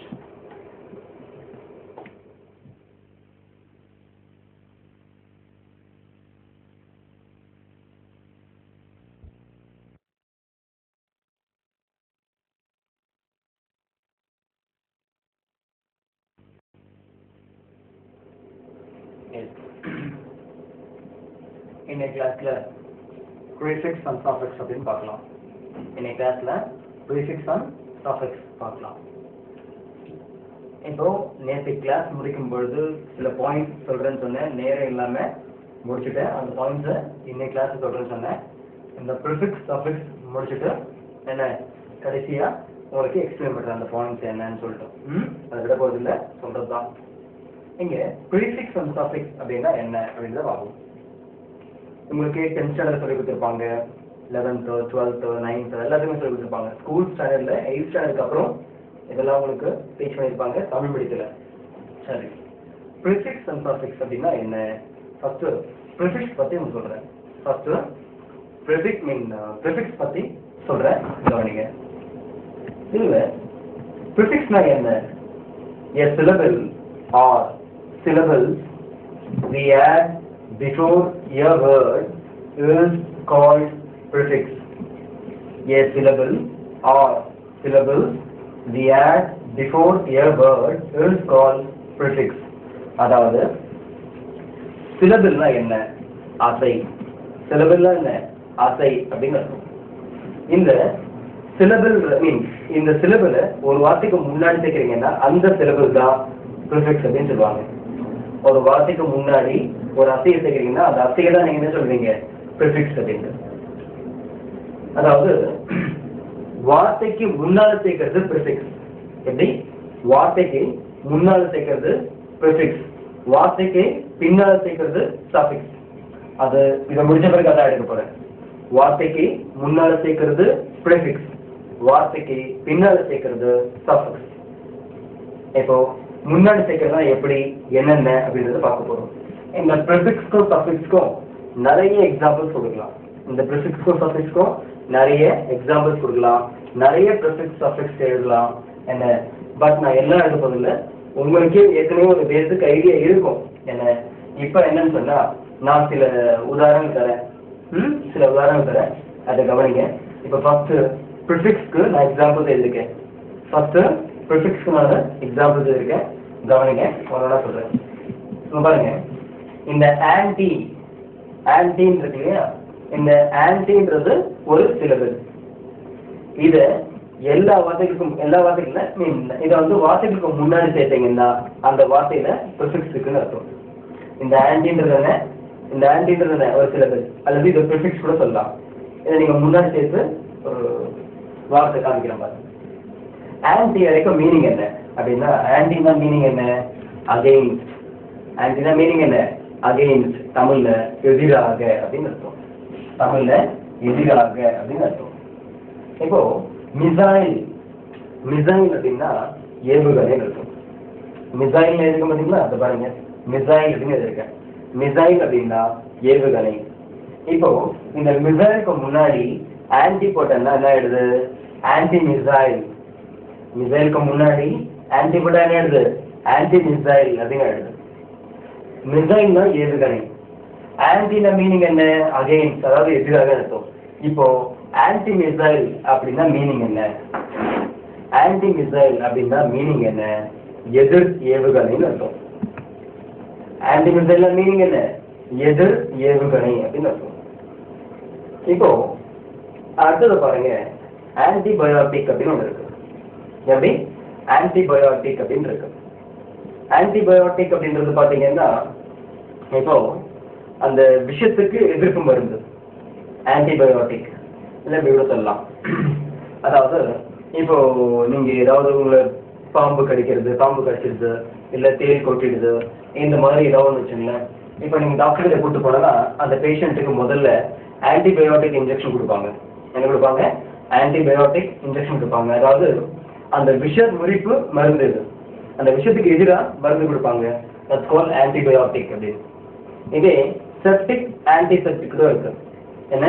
Antiseptic அப்படின்னு ஒன்று இருக்கு. ஆன்டிசெப்டிக் தான் என்ன அப்படின்னா, ஐ மீன் செப்டிக் ஆகாம இருக்கிறதுக்கு அந்த இன்ஜெக்ஷன் போடுவாங்க, ஆன்டிசெப்டிக் அப்படின்னு சொல்லிட்டு. சரி, அடுத்து பாருங்க, பாவர்ட்டி. பாவர்ட்டி அப்படின்னா ஏழ்மை. பாவர்ட்டினா என்ன அர்த்தம்? ஏழ்மை அல்லது வறுமை. இப்போ ஆன்டி பாவர்ட்டி அப்படின்னு சொன்னா வறுமைக்கு எதிராக. ஆன்டி பாவர்ட்டினா என்ன? வறுமைக்கு எதிராக அப்படின்னு அர்த்தம். இப்போ government should take or government policies are anti poverty. இப்போ பாலிசிஸ் ஆர் ஆன்டி பாவர்ட்டி அப்படிங்கும்போது, okay, anti poverty alleviation program அப்படின்னு ஒன்று இருக்கு. அதாவது வறுமைக்கு எதிராக வந்து கவர்மெண்ட் சில பாலிசி கொண்டு வராங்க. வறுமைக்கு எதிராக வந்து கவர்மெண்ட் கொண்டு வர பாலிசி பார்த்தீங்கன்னா ஒரு பாலிசி ஆக்சுவலாக இருக்கு. அதாவது என்ன சொல்லணும்னா, வறுமை ஒழிப்பு திட்டம் அப்படின்ற மாதிரி வரும். எப்படி? வறுமைக்கு எதிராக இவங்க ஒரு திட்டம் போடுறாங்க, வறுமை எப்படி ஒழிக்கிறது அப்படின்னு சொல்லிட்டு, ஆன்டி பாவர்ட்டி அப்படின்னு சொல்லி. இதே ஆன்டி சோசியல் அப்படின்னு கூட சொல்லலாம். சோசியல் அப்படின்னு சொன்னா சமூக சம்பந்தப்பட்டது அப்படின்னு அர்த்தம். இதே ஆன்டி சோசியல் அப்படின்னு சொன்னா சமூகத்திற்கு விரோதமான. ஆன்டி சோசியல்னா என்ன? சமூகத்திற்கு விரோதமான. இது போல பல உதாரணம் சொல்லலாம். இப்ப பாருங்க, இந்த ஆன்டின்ற வார்த்தை எல்லாமே பாருங்க வார்த்தைக்கு முன்னாடி வந்திருக்கு. ஆன்டின்றது பாருங்க மிசைலுக்கு முன்னாடி வந்திருக்கு. அதே போல இங்க ஆன்டி பாத்தீங்கன்னா பயோட்டிக் முன்னாடி வந்திருக்கு. இங்க ஆன்டி பாத்தீங்கன்னா பாவர்ட்டிக்கு முன்னாடி ஆன்டி வந்திருக்கு. ஸோ இந்த ஆன்டின்ற வார்த்தைக்கு எல்லாமே என்னன்னா ப்ரிஃபிக்ஸ், அதாவது முன்னாடி செஞ்சிருக்கோம் எல்லாமே என்ன? ப்ரிஃபிக்ஸ். இப்போ இன்னும் சில எக்ஸாம்பிள்ஸ் எழுதுறேன், அதையும் கவனிங்க.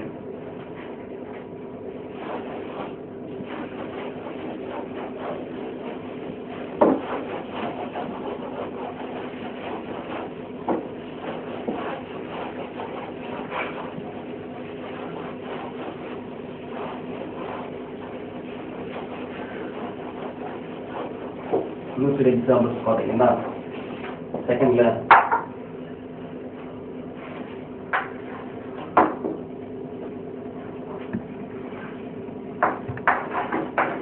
நான் அப்படின்னா நாட் அப்படின்னு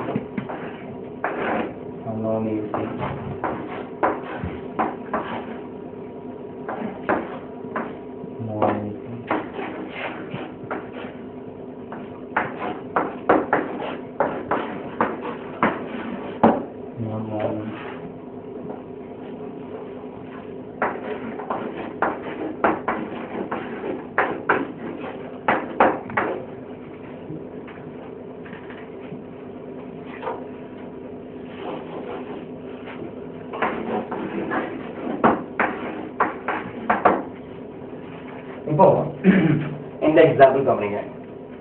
இங்க நான் அப்படின்னா என்ன? நான்னா என்ன? நாட் அப்படின்னு அர்த்தம். நான்னா நாட், அல்லது இல்லைன்ற கூட அர்த்தம் வரும். ஏசி தெரியும் உங்க எல்லாருக்கும். ஸோ ஏசி அப்படின்னு சொன்னா வந்து அந்த குளிர்சாத வசதி இருக்கிறது, ஏசி ஏர் கண்டிஷனர் அப்படின்னு சொல்லுவாங்க. நான் ஏசின்னு சொன்னா ஏசி அல்லாத, ஏசி அல்லாத. தியேட்டர்ல கூட பாத்தீங்கன்னா ஏசி தியேட்டர்னு இருக்கும், நான் ஏசி தியேட்டர்னு இருக்கும். தியேட்டர்ல கூட பாத்தீங்கன்னா ஏசி தியேட்டர்னு இருக்கும், நான் ஏசி தியேட்டர் அப்படின்னு இருக்கும். நான் ஏசி தியேட்டர்னா தியேட்டர் மீன் ஏசி அல்லாத தியேட்டர் அப்படின்னு அர்த்தம். அதே போல இங்க பாத்தீங்கன்னா நான் வயலன்ஸ், நான் வயலன்ஸ் அப்படின்னு சொன்னா என்ன சொன்னா அகிம்சை.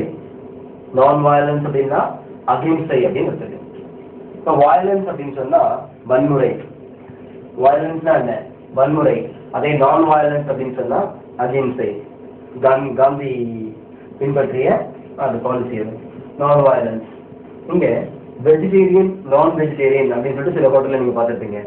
சில ஹோட்டல்ல பாத்தீங்கன்னா வெஜிடேரியன் போட்டிருப்பான், சில ஹோட்டல்ல நான் வெஜிடேரியன் அப்படின்னு போட்டிருப்பான். அப்ப என்னது? வெஜிடேரியன் சொன்னா சைவம், நான் வெஜிடேரியன் தான் அசைவம். ஸோ இதெல்லாம் பாருங்க, நான் இருக்கு இல்லையா, இந்த வார்த்தைகள் எல்லாமே என்ன அப்படின்னா, இந்த வார்த்தைகள் எல்லாமே என்னன்னு சொன்னா ப்ரிஃபிக்ஸ். பாருங்க, ஆக்சுவலா நான்ன்றது ப்ரிஃபிக்ஸ். அது எந்தெந்த வார்த்தைக்கு முன்னாடி வருதோ அது போல அதுக்கேற்ற மாதிரி மீனிங் மாறி வருது. இப்போ அடுத்து இன்னொன்று வாங்க, ஓவர்.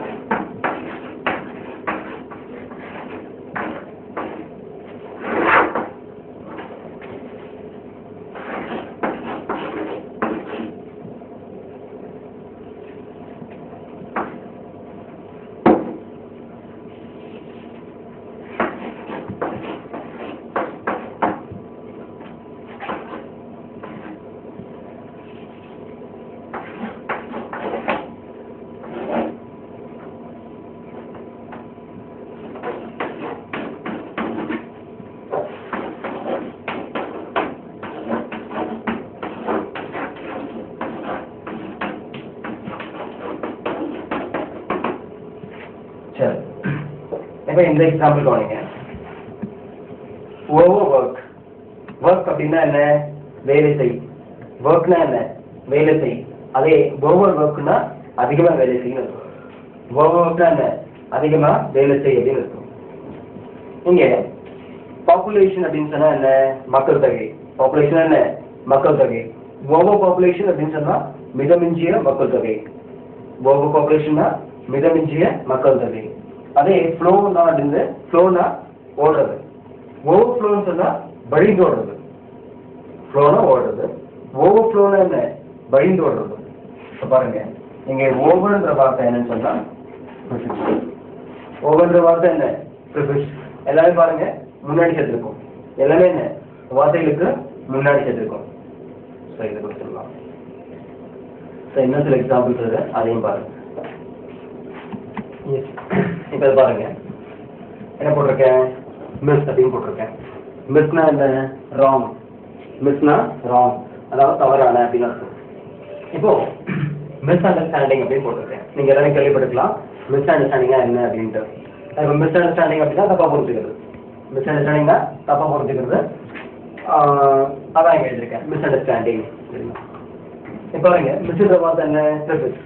பாத்தீங்களா, முன்னாடி போட்டிருக்கேன். அண்டர்ஸ்டாண்டிங் முன்னாடி தான் போட்டிருக்கேன், மிஸ் போட்டிருக்கேன். இப்போ இது பாத்தீங்கன்னா மிஸ்கைட் அப்படின்னு. கைட் தான் என்ன? வழி காமிக்கிறது. கைட் தான் வழி காமிக்கிறது. அதே மிஸ்கைட் அப்படின்னு சொன்னா தப்பா வழி காமிக்கிறது, தவறான வழி காமிக்கிறது. மிஸ்கைட்னா தவறான வழி காமிக்கிறது தான் மிஸ்கைட். இப்போ பாருங்க, இந்த மிஸ் அப்படின்ற வார்த்தை என்ன? ப்ரிஃபிக்ஸ். அது இங்க பாருங்க, யூஸ் அப்படின்னு சொன்னா பயன்படுத்துறது. யூஸ்னா என்ன? பயன்படுத்துறது. மிஸ்யூஸ் அப்படின்னு சொன்னா தவறா பயன்படுத்துறது. இப்போ உங்ககிட்ட ஒரு கத்தி இருக்குது, இந்த கத்தி என்ன? யூஸும் பண்ணலாம், மிஸ்யூஸும் பண்ணலாம். யூஸ் பண்றது என்ன? காய்கறி வெட்டுறது, அந்த மாதிரி எதாவது பண்ணலாம். இதே மிஸ்யூஸ் பண்றது என்ன? கொலை கூட பண்ணலாம். அதே போல சயின்ஸ் இருக்கு, சயின்ஸ் அண்ட் டெக்னாலஜிலாம் இருக்கு இல்லையா?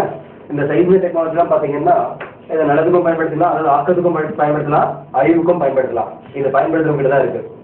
இப்போ நியூக்ளியர் பாம்பு இருக்கு.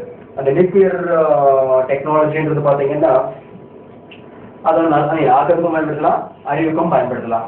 ஸோ யூஸ் அப்படின்னா என்ன? பயன்படுத்துறது. மிஸ்யூஸ் அப்படின்னு சொன்னா தவறா பயன்படுத்துறது, மிஸ்யூஸ். அது கவனிங்க. இது பாருங்க, இந்த ப்ரிஃபிக்ஸ் பாருங்க, அன் போட்டிருக்கேன். அன் அப்படின்னா என்ன? நாட். அண்ணா என்ன? நாட், இல்லை, இந்த மீனிங். எம்ப்ளாய்மெண்ட் அப்படின்னா என்ன? எம்ப்ளாய்மெண்ட் சொன்னா வேலை வாய்ப்பு. இந்த ஓகே வேலை அப்படின்னு ஓகே வேலை வாய்ப்பு. எம்ப்ளாய்மெண்ட்னா வேலை வாய்ப்பு. அன்எம்ப்ளாய்மெண்ட் அப்படின்னு சொன்னா வந்து வேலை இன்மை. அன்எம்ப்ளாய்மெண்ட் அப்படின்னா என்ன? வேலை இன்மை அப்படின்னு அர்த்தம். அடுத்தது இம்பார்ட்டன்ட் அப்படின்னா முக்கியமான. இம்பார்ட்டன்ட் அப்படின்னா முக்கியமான. அதே அன்இம்பார்ட்டன்ட் அப்படின்னு சொல்லும் பொழுது முக்கியம் அல்லாத. அன்இம்பார்ட்டன்ட் சொல்லும் பொழுது முக்கியம் அல்லாத.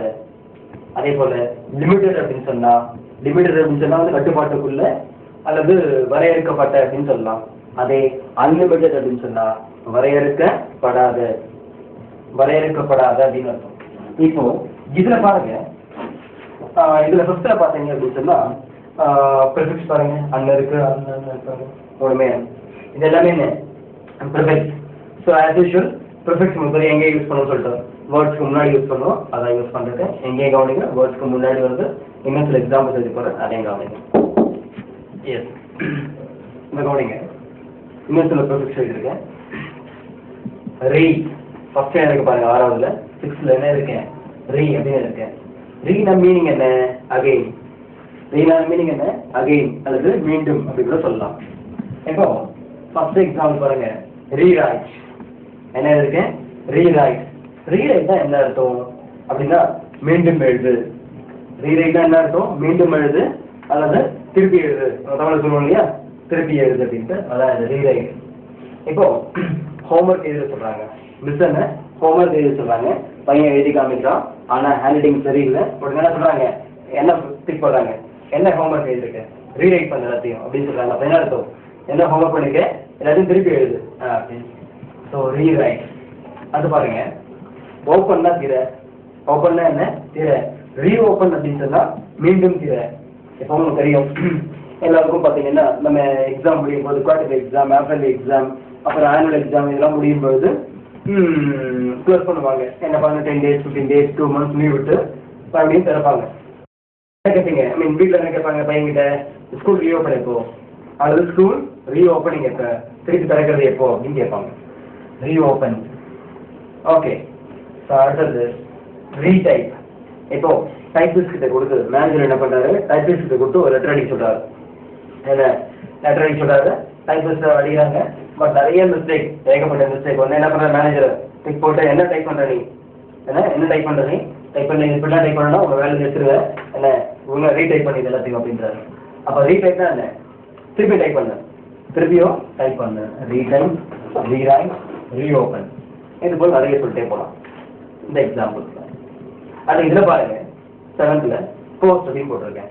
போஸ்ட்னா தபால். அதுல இங்க போஸ்ட்டுக்கு அர்த்தம் என்ன? அதாவது ப்ரிஃபிக்ஸ்ல போஸ்ட்டுக்கு அர்த்தம் என்னன்னு சொன்னா ஆஃப்டர் அப்படின்னு அர்த்தம். ப்ரிஃபிக்ஸ்க்கு போஸ்ட்ல ஐ மீன் போஸ்ட்டுக்கு ப்ரிஃபிக்ஸ்ல என்ன அர்த்தம்னு சொன்னா ஆஃப்டர் அப்படின்னு அர்த்தம். அதான் இங்கே போட்டிருக்கேன், கவனிங்க. Post dated. நீங்க இடத்துல பார்த்துருப்பீங்க சில விளம்பரங்கள்லாம் பார்த்தீங்கன்னா post interest paid by post dated cheques அப்படின்னு போட்டிருப்பான். Interest paid by post dated cheques அப்படின்னு போட்டுருவோம். அதான் இது போஸ்ட் டேட்டட். போஸ்ட் டேட்டட் அப்படின்னு சொன்னா பின் தேதியிட்ட, இப்படி பின் தேதியிட்ட காசோலைகள் அப்படின்னு அர்த்தம். Post dated. அதாவது போஸ்ட் டேட்டட் செக்னா என்னன்னா, இன்னைக்கு தேதி பாருங்களேன். இன்னைக்கு தேதி வந்து டிசம்பர் மாதம் 2ஆம் தேதி. இப்போ டிசம்பர் மாதம் 12ஆம் தேதிக்கு நான் இப்போ செக் கொடுக்குறேன். எப்படி?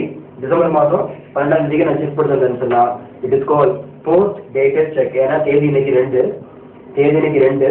நான் வரப்போற தேதியில டேட் போட்டுறேன் 12/12/95 அப்படின்னு போட்டு கொடுத்தேன்னா it is call a post dated check.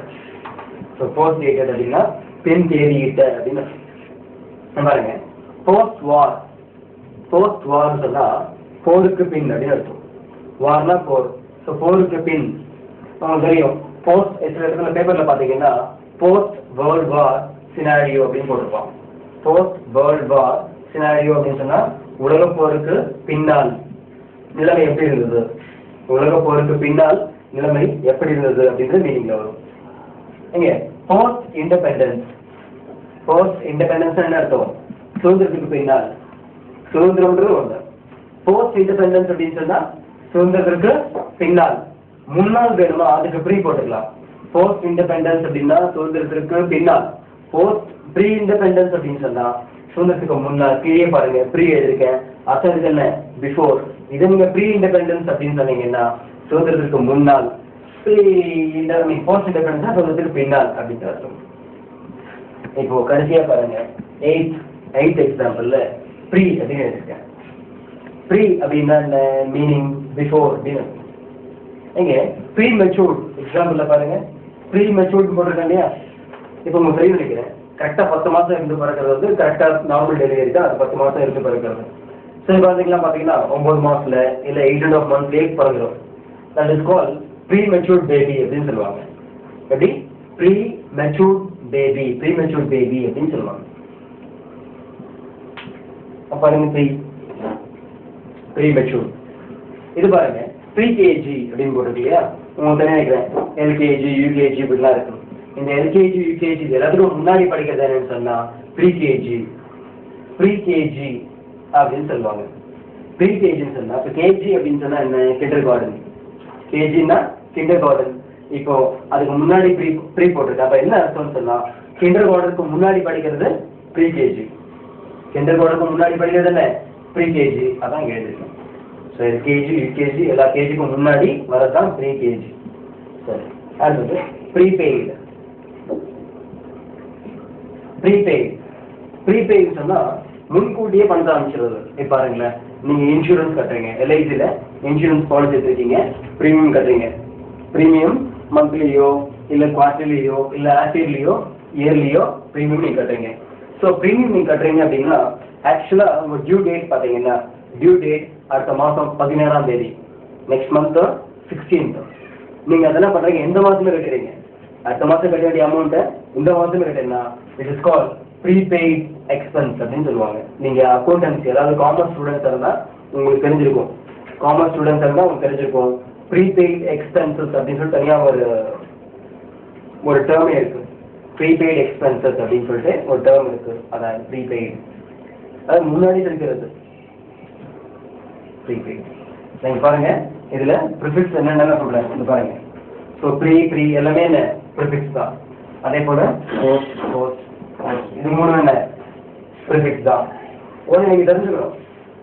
இப்போ இந்த ப்ரிஃபிக்ஸ்லாம் இருக்குல்ல, இந்த ப்ரிஃபிக்ஸ்லாம் எடுத்தா மீனிங் தரும். ப்ரிஃபிக்ஸ்லாம் எடுத்துட்டீங்கன்னா கூட மீனிங் இருக்கும். அதாவது ப்ரிஃபிக்ஸ்லாம் வந்து வார்த்தைகளுக்கு முன்னாடி சேர்க்கறதா அது. அந்த ப்ரிஃபிக்ஸ் நீங்க எடுத்தா கூட மீனிங் இருக்கும். வேர்ட்ல மீனிங் இருக்கும். கொஞ்சம் யோசிச்சு பாருங்களேன். இந்த ரீ எடுத்துருங்க மீனிங் இருக்கு. ஓப்பன்ற மீனிங் இருக்கா? இப்போ ரீ எடுத்துருங்க டைப்ன்ற மீனிங் இருக்கு. இது எடுத்துருங்க ரைட்ன்ற மீனிங் இருக்கு. இங்க போஸ்ட் எடுத்தீங்கன்னா டேட்ன்ற மீனிங் இருக்கு. போஸ்ட் எடுத்தீங்கன்னா வார். இது போல இப்போ இண்டிபெண்டன்ஸ் இங்க பாருங்க ப்ரீ எடுத்து பாருங்க மெச்சூர்ட். இந்த ப்ரீ எடுத்தீங்கன்னா கேஜி. இந்த ப்ரீ இது போல நீங்க ப்ரிஃபிக்ஸ் எடுத்தா கூட அங்க அர்த்தமுள்ள வார்த்தை ஒண்ணு இருக்கும். ப்ரிஃபிக்ஸ் நீங்க ரிமூவ் பண்ணா கூட அர்த்தமுள்ள வார்த்தை இருக்கும்.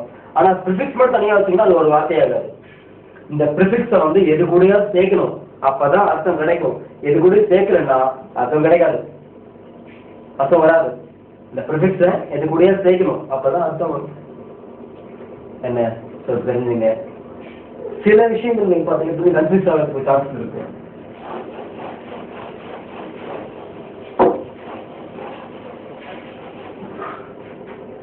சில வார்த்தைகள் பாத்தீங்கன்னா அது பாருங்களா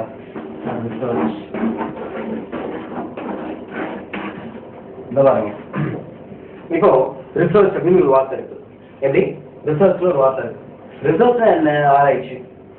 இப்போ இது வார்த்தையிலேயே இயல்பா இந்த ஆரி வருது. எப்படி வார்த்தையிலேயே இயல்பா இந்த ஆரி இருக்கு. இதை பார்த்துட்டு சார் நான் ப்ரிஃபிக்ஸ் கண்டுபிடிச்சேன் தபாருங்க ப்ரிஃபிக்ஸ் அப்படின்னா தப்பு. இது எப்படி சார் நான் ப்ரிஃபிக்ஸ் கண்டு தபாருங்க ப்ரிஃபிக்ஸ் இது கிடையாது. இது வார்த்தையிலேயே வர சிலபு இருக்கு. அது கன்ஃபியூஸ் பண்ணுங்க சில நேரத்தில் நீங்க. இப்போ வந்து ரிசர்ச்ன்றது ஆராய்ச்சி, இது ப்ரிஃபிக்ஸ் கிடையாது. அப்புறம் பாத்தீங்கன்னா இவ்வளவு நிறைய சொல்லலாம். ரிவர்ஸ்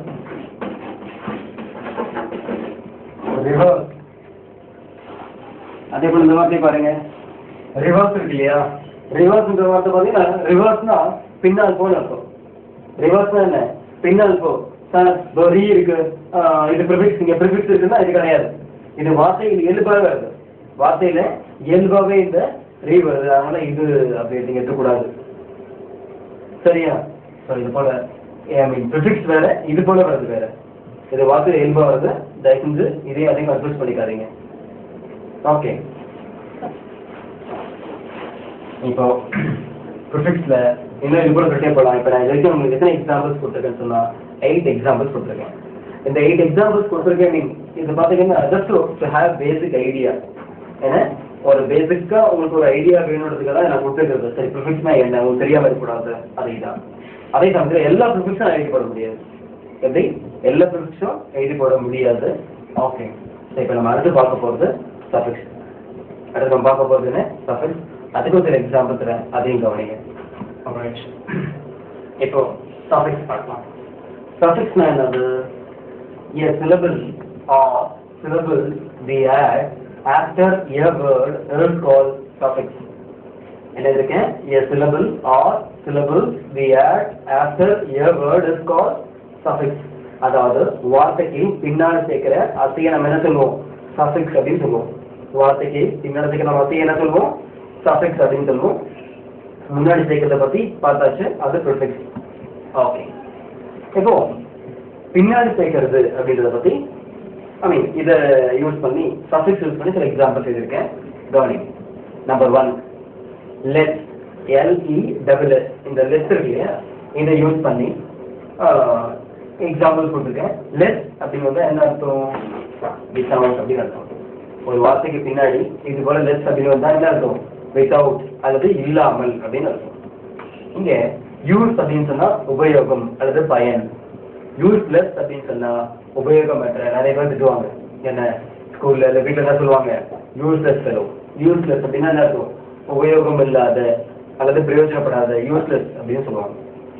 இங்க பாருங்க, கேர் அப்படின்னா என்ன? கவனம். கேர்னா என்ன? கவனம்.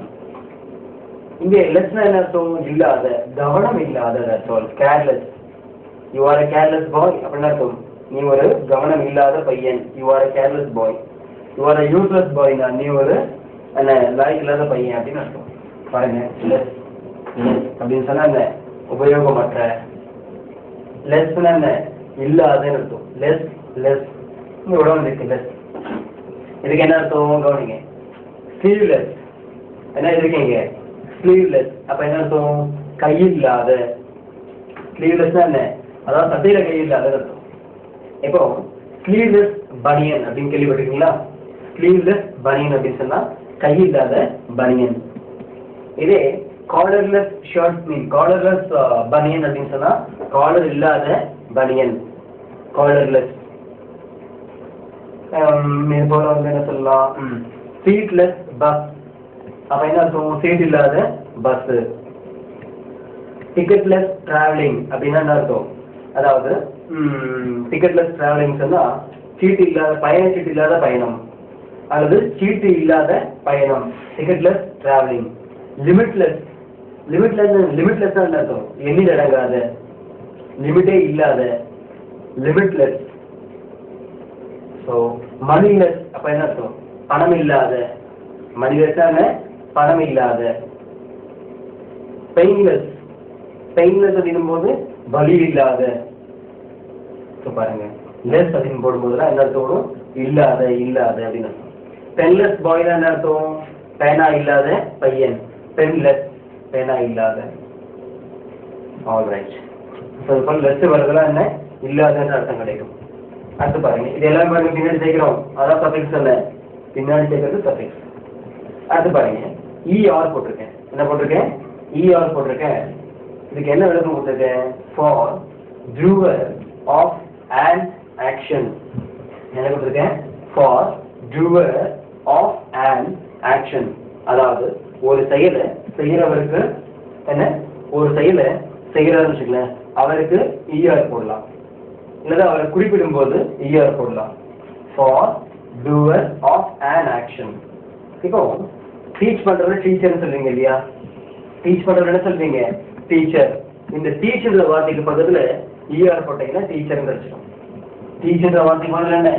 டீச்சர் வார்த்தைக்கு பக்கத்துல ER போட்டீங்கன்னா டீச்சர் அப்படின்னு கிடைக்கும். அதாவது டீச் அப்படின்னா என்ன? கற்பி. அந்த செயலை செய்யறவர் நீங்க சொல்லும்போது ஈஆர் போடணும். இப்போ நான் என்ன செயல் செய்யறேன், டீச் பண்றேன். இப்போ என்னை பத்தி நீங்க சொல்லும்போது, நான் என்னை பத்தி சொல்லும்பொழுது ஒரு ஈஆர் சேர்த்து சொல்லும்போது என்ன ஆயிடும், அவர் ஆளை குறிக்கும், டீச்சர், அந்த டீச் பண்றவரை குறிக்கும். அதே போல ஒர்க்கர், இப்போ ஒர்க்னா என்ன, வேலை செய், ஒர்க்கர் அப்படின்னு சொன்னா வேலை செய்பவர், அந்த வேலை செய்யும் நபரை குறிக்கும். அந்த எங்க பாத்தீங்கன்னா கிரைண்ட், கிரைண்ட்னா என்ன, அரை, கிரைண்ட்னா என்ன, அரை.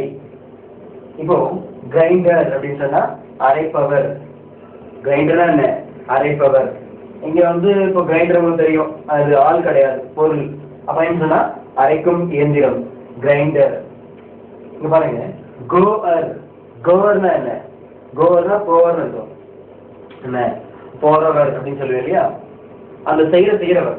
ஒருத்தர் போயிட்டே இருக்காரு, இஸ் கோவர், அவர் போறவர், அவருக்கு வழி விட்டுரு, அவர் போறவர் வழி விட்டுரு. ரன்னர்னா என்ன அர்த்தம் தெரியும் உங்களுக்கு, ரன்னர்னா ஓடுபவர், ரன்னர்னா ஓடுபவர். வாக்கர்னா நடப்பவர். சிங்கர்னா பாடுபவர். ரைட்டர்னா எழுத்தாளர். ரீடர்னா படிப்பவர். லேர்னர்னா கற்றுக்கொள்பவர். ஓகே, இதை போல நிறைய எக்ஸாம்பிள் சொல்லலாம். இப்போ கிரைண்ட்னா கிரைண்டர்ன்றீங்க, மிக்ஸ் பண்றது என்ன சொல்றீங்க, மிக்சர்ன்றீங்க, மிக்ஸ் பண்றத மிக்சர் அப்படின்றீங்க.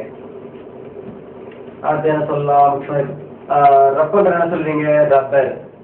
ராப் பண்றது என்ன சொல்றீங்க, ராபர். ராபர்னா திருடன், ரப்பர்னா டைப்பர்.